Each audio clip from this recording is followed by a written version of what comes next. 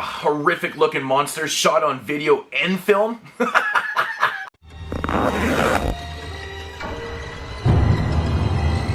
Body bags where horror lies.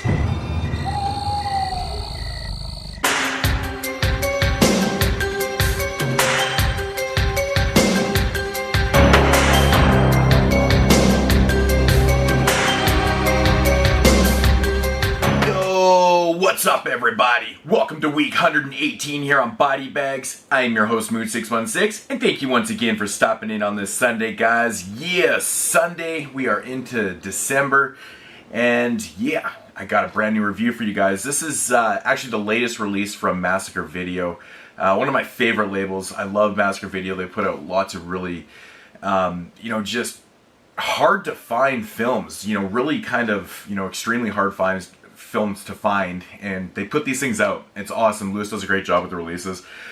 This is one that I remember reading about years ago. I'm assuming it was probably put out on VHS way back in the day and stuff, but majorly obscure apparently. So anyways, this one is from 1991. It's a shot on video slash film.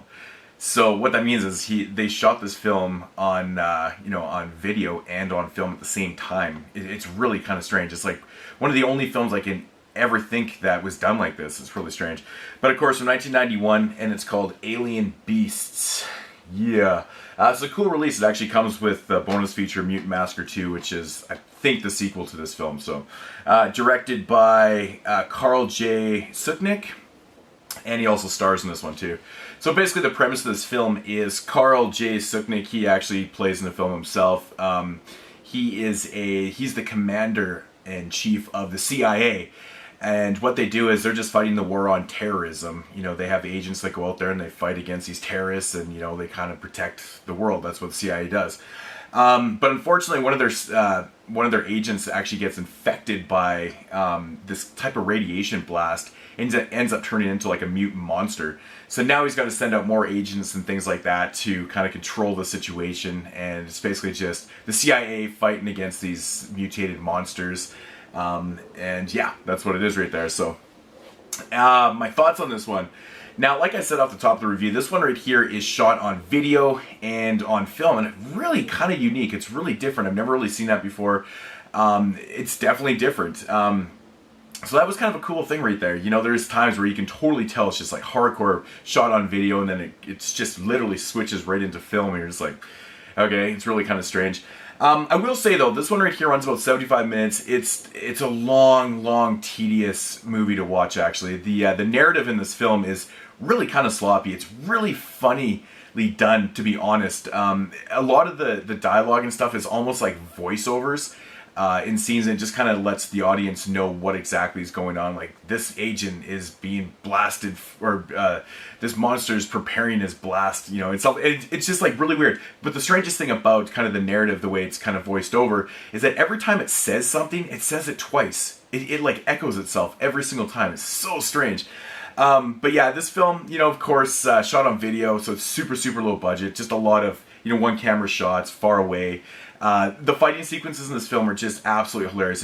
It kind of looks like people are, they were just kind of fucking around. They just filmed it and they're like, hey, we're going to put this into the film. So it has a lot of like really strange sequences. There's actually one sequence in here where this agent breaks into this office or whatever, and she's just like frolicking around for like a good like 5 to 10 minutes with no shirt on, and it's just long and tedious scene. It's pretty funny actually. And then something happens to her and you're just like, what? Yeah, but there's a few quite obviously strange moments in this film where one of the agent gets her hand cut off for like no reason. It's like really kind of strange. But overall it feels really long for a 75-minute film. It's just like, it's got the most outrageous acting, and especially by the director. He's CIA agent, he's just screaming at his employees and like doing like saying all these weird dialogues and stuff. It's just really strange. And it's oddly enough, like, you really don't get to know any of the characters, because like I said, everything's shot from so far away that you really never get to see the actual, the actors in the film. It's really kind of strange. It does have its moments. They try to throw in some decent effects and things. It's pretty funny, but The fighting sequences are worth the watch though, because the sound effects are just so off. They're so misplaced. There's sound effects missing all over the place, and they'll just cut in with these most ridiculous, like, comical sound effects. So, that's the idea of the film right here. It's really, really goofy. It almost seems at times like he wasn't even trying to make a serious film. Like, I mean, obviously the whole storyline and being shot on video and things like that is probably not technically overly that serious. But there is moments in this film where it just kind of screams that he was just trying to do it as badly as he possibly could, which is kind of tedious. And my biggest problem with the film though is just the long scenes of just kind of like nothing. It's just, there's just long drawn out scenes, and for a 75-minute film, it's a big deal, right?